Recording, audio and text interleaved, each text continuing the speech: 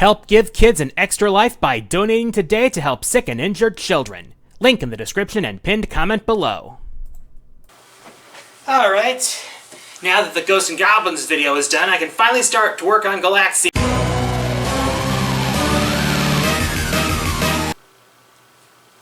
I'm never gonna get to Galaxian at this rate.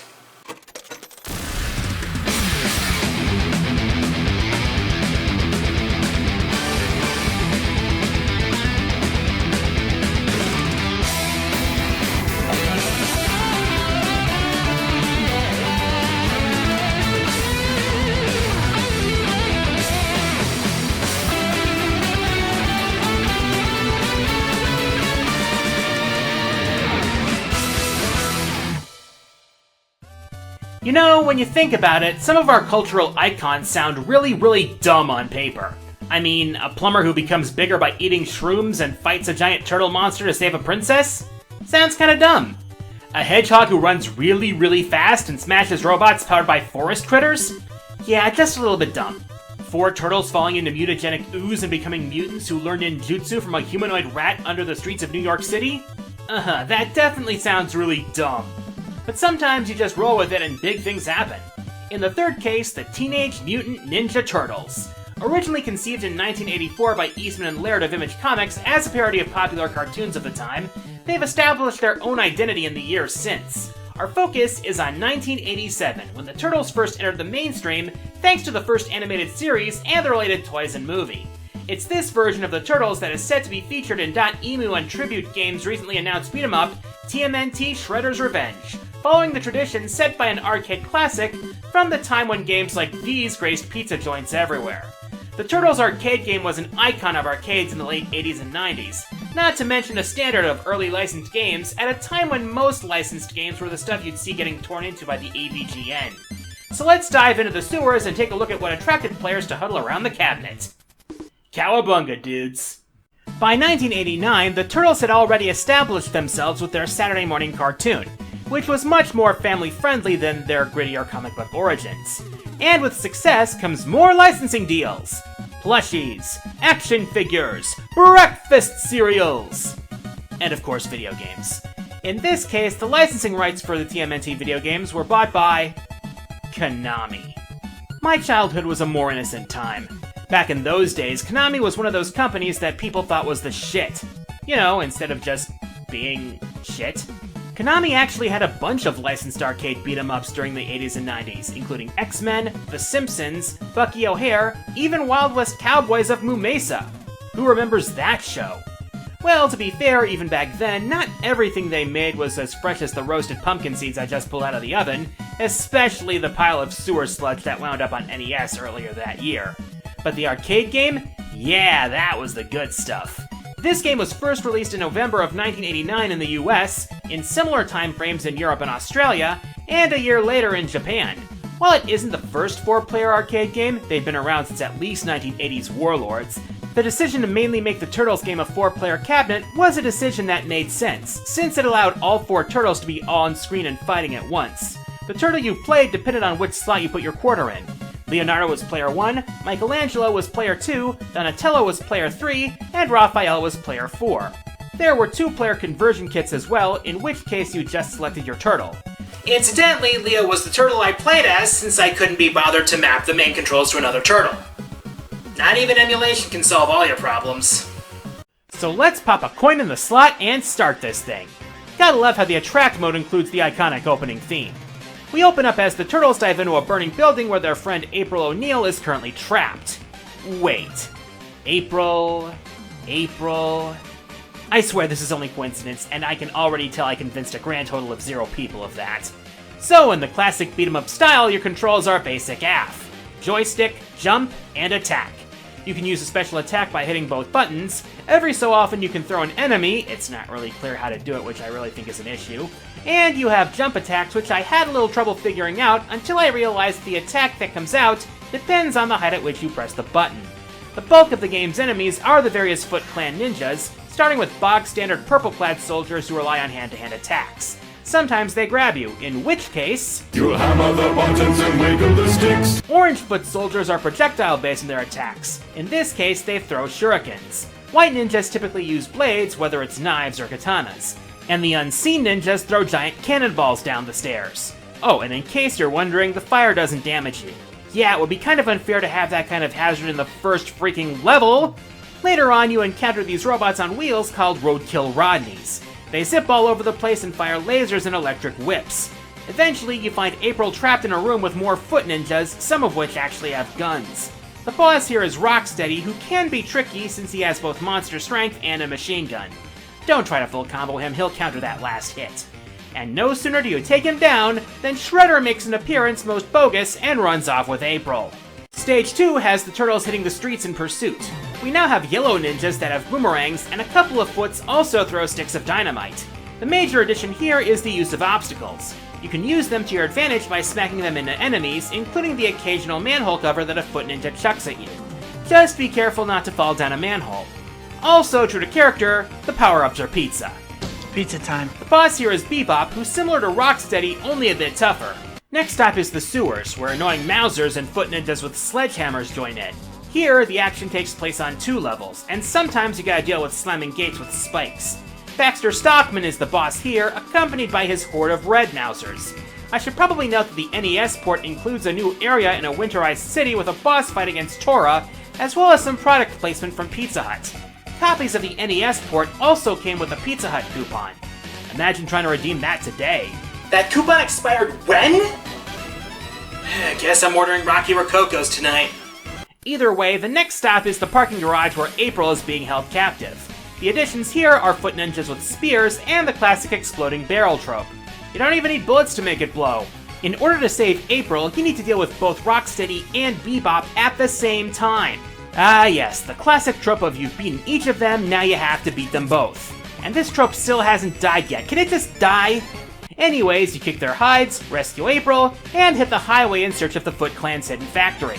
Hey, never mind the bombs the ninjas are carrying, these foots have wheels! Motorcycles even! Ninjas on motorcycles! Eventually, we hit a roadblock, so naturally, since this is 1989, of course we use jet-powered skateboards, because we have to be cool and rad! Meanwhile, Shredder's forces are onto us with freaking attack helicopters. No boss here, you just gotta survive until the turtle van pulls up and who in the name of Usagi Yojimbo, whose carrots just got stolen, is driving this thing?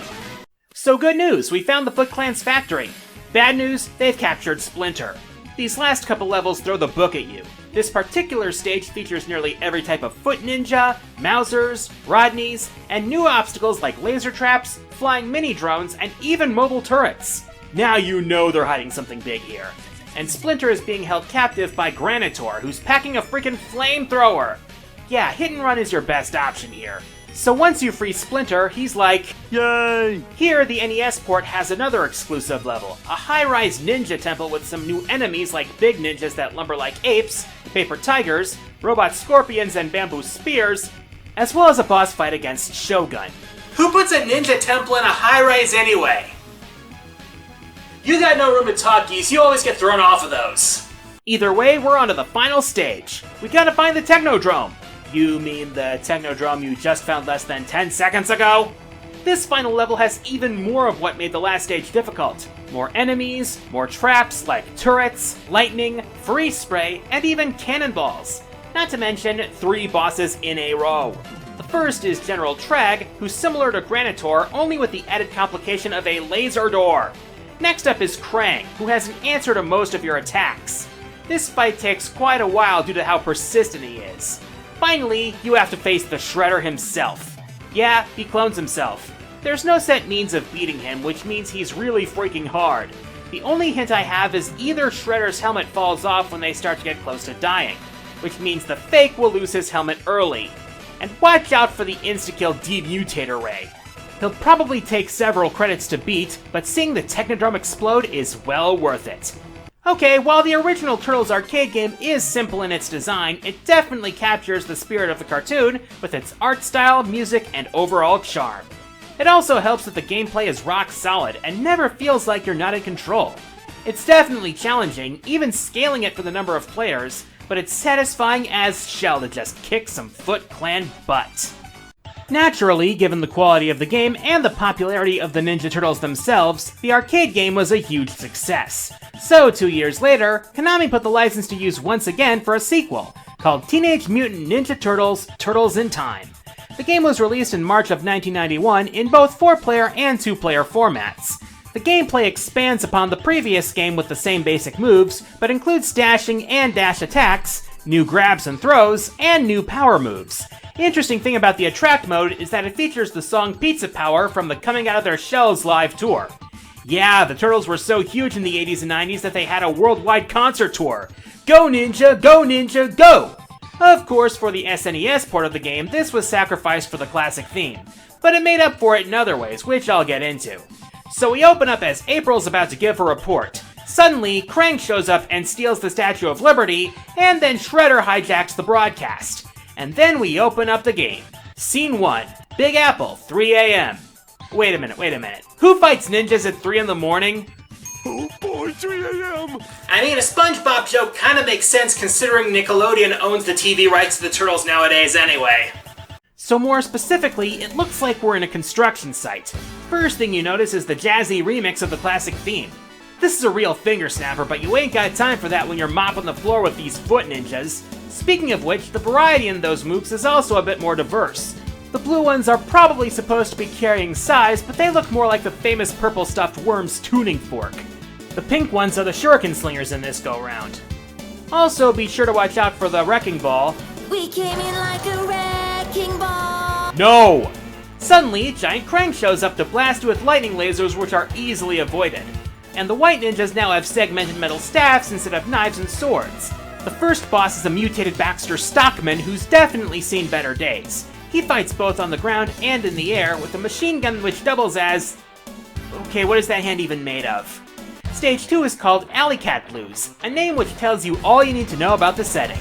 This time it's the blue ninjas who have swords, with orange ninjas throwing knives, and boxing robots on tank treads. There's also a new power-up here. The pizza box with a bomb on it is extra spicy and turns your turtle into a whirling dervish of Keel. Metalhead is the boss here, and the best strategy here is hit and run because he's more counter-happy than Stockman. Stage 3 is one of the highlights of the game, Sewer Surfin'.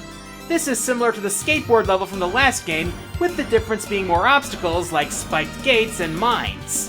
My toes! Okay, that is hella weak. If I were to stub my toe on a spike ball, it would sound more like... Yeah, kinda like that.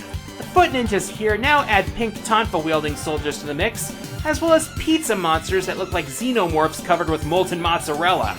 And you face an onslaught of these things instead of a boss until Shredder decides to intervene and... So from here on out, the Turtles battle through various time periods, starting with the Age of Dinosaurs where rock soldiers enter the fray, along with foot ninjas wielding bombs and axes and riding raptors, ending with a fight with Cement Man. Looks like a Mudman from Castlevania. Next stop is the Age of Pirates. Now we have foot ninjas with spiked discs and bows and arrows. I'm sorry, I meant flaming arrows. They forget the ship is made of wood, which burns.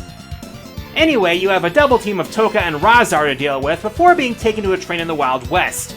Even the rock soldiers have some variety, it seems. And now we have ninjas with chain sickles. Those aren't for cutting wheat. Waiting at the front is Leatherhead, who's quick on his feet. Next up is Neon Knight Riders, another boarding level, and... Wait, this was supposed to be 2020? Talk about expectations versus reality. We were promised hoverboards and all we got was a virus. So after dealing with a mix of foot ninjas and robots, including foot ninjas with helicopters, we face off with Krang and his android body. And this guy has missiles and has weaponized the boy meme. Our final stop on this Chronoversal tour is 2100 AD and the far reaches of space. And this stage pulls out all the stops, like adding knife throwers, robots that paralyze, robots that fire lasers, freeze traps, cannonballs, lightning traps, and a rematch with Krang, who's in a flying saucer which drops robots and fires bubbles that trap you, not to mention teleporting with annoyingly high frequency. I ain't got time for this shit. I gotta get back to the past, and kick Shredder's ass. Not that Shredhead's gonna make it easy. His sword hits hard, not to mention he has energy projection and a force beam. And it's not so much that he's as hard as he was in the first game, as he just has a lot of health. But after a lot of determination and a lot of quarters, you'll be able to send him over the railing and restore Lady Liberty to her rightful place. And that finishes up Turtles in Time, which definitely feels like an upgrade from the original. Better graphics, sound, and music, expanded abilities, a lot more enemy variety, cool settings, and challenging bosses make this an excellent sequel. That being said, the SNES version is probably the definitive version due to a few important changes and additions. There's an extra stage midway through the game which takes place in the Technodrome with a face-off against Shredder, some of the bosses are shuffled around, Neon Knight Riders is a Mode 7 level, and the final battle isn't against Shredder, but Super Shredder, whose attacks are insane. As for Reshelled, I haven't played that one, but the general opinion is decidedly not radical. Going beyond the arcades to similar Turtles games, the NES played host to Turtles 3: The Manhattan Project, where the Turtles fight to save Manhattan from being stuck as the next Angel Island. This game feels like a natural extension of the NES port of the original Turtles arcade game, and is one of the system's best beat-em-ups.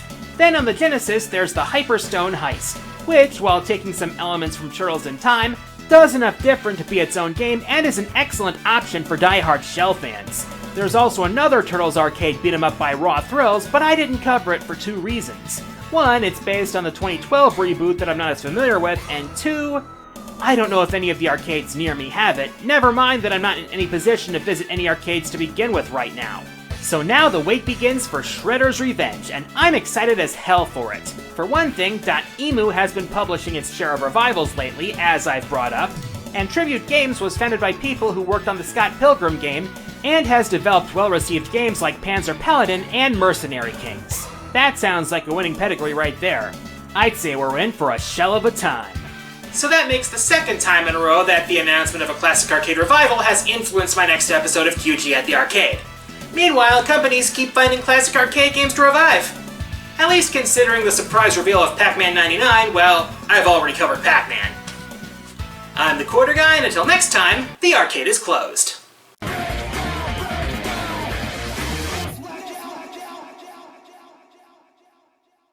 Okay, let's talk about Tomato Town for a second. I've been hearing a lot of misinformation going around, and I've got questions that need answers.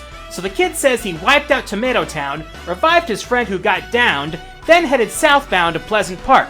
I don't play Footnut, but I've studied the map. Pleasant Park is west of Tomato Town. So where did the kid's friend get downed? Next time, Top 10 Potential Battle Royale Games. It's game time!